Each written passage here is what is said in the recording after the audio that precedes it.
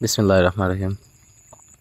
আমাদের এলাকায় যারা এই গরু ছাগল পালে, যে আমাদের যারা যে হাওর এলাকায়, তাদের চারিদিকে পানিতে, হ্যাঁ, যে তেমনভাবে আমারও এই অবস্থা, চারিদিকে পানি, এই রাস্তাঘাটে পানি পানি উঠে গেছে। আমার দেশি গরু যদি বাই করতে এবং কি গলির ভিতরে নিলে পানি ফাড়ায় যেতে হয়। যারা এই অবস্থা কি আছে তারা যেন যে পানি ফাড়ায় গেলে ফায়ের মাঝে খুঁড়া রোগ হওয়ার সম্ভাবনা থাকে। ঘরের ভিতরে নিলে, গোয়ালে রাখলে পরে যেন সবাই ধুয়ে দেয় পাগুলো, নাহলে খুরা রোগের অসম্ভাবনা থাকে। পায়ের মাঝে ময়লা জমে থাকে, তো এই জন্য জামাত ভাই, রাজীব ভাই তারা পরিষ্কার করতেছে পানিতে। আর আমি আজকে হচ্ছে আমার ছাগলের পিপিআর ভ্যাকসিনটা নিয়ে আসছিলাম অনেকদিন আগে। আর ভ্যাকসিনটা হচ্ছে এরকম যে 150 টাকা দিলেই পশু হাসপাতাল থেকে দেয় আর কি। পিপিআর ভ্যাকসিনের ট্যাবলেটের মতন থাকে, এবং একটা প্লাক্স নিয়ে নিতে হয়, কুল সেন মেনটেন করতে হয়, তাপমাত্রাটা মেনটেন করতে হয় আর কি। আর একটা ডিস্টিল ওয়াটার দেয়। ডিস্টিল ওয়াটার হচ্ছে 100 ml থাকে, প্রতি ছাগলের লাগে 1 ml করে দিতে হয় আর কি, চামড়ার নিচে।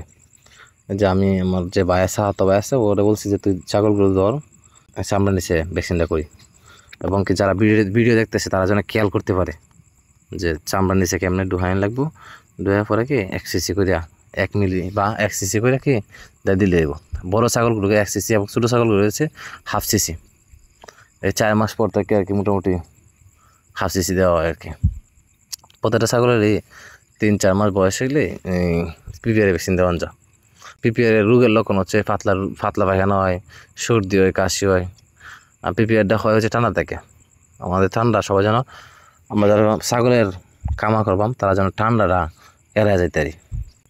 আর যারা কামার করবাম গরুর বা ছাগলের, তারা যেন এই যে ভ্যাকসিন ইঞ্জেকশন রোগের মাঝে, পরে হচ্ছে চামড়ার নিচে, মাংসে, এগুলো যেন করা হয়, মানে শিখেলাই তাড়াতাড়ি করে। এটা একবার সাহস থাকলে এনাফ, আর কিছু লাগে না, জাস্ট একটু দেখা দিলেই, এটা খেয়াল করে দেখলেই হয়। আর একটা কথা হচ্ছে যে এই আমাদের যারা পল্লী চিকিৎসক আছে, একটু হালকা অসুস্থ হইলে একজন খামারি তার নিজেরটা ব্যবস্থা করতে হবে, এতটুকু জ্ঞান তার থাকতে হবে। জ্ঞান তারা হঠাৎ করে হয় না, মানে আস্তে করে সে যদি খেয়াল করে সব কিছু দেখে, মোটামুটি সে সব কিছু করতে পারবো আল্লাহর রহমতে। আর যদি পল্লী একজন ডাক্তার নিয়ে আসে, তাহলে আবার সমস্যা হচ্ছে যে সে একই ইঞ্জেকশন দিব, কিন্তু কি সে একটুর লাগে 500 টাকা 1000 টাকা চাইবো। বরং নিজে একটু অভিজ্ঞ হয়ে গেলে কি নিজের মতো করে কি এই ইঞ্জেকশনটা করা যায়। আর আমরা একটা গরু বিক্রি করবো আর কি, বিদেশি গরু। আমার এক ভাই আসছে গরুটা দেখার লাগে, এখন আমরা গরুটা বাই করতেছি। এই গরু তো আর হচ্ছে বাই করি না, এই জন্য প্রচুর পরিমাণ লাভ হইতেছে।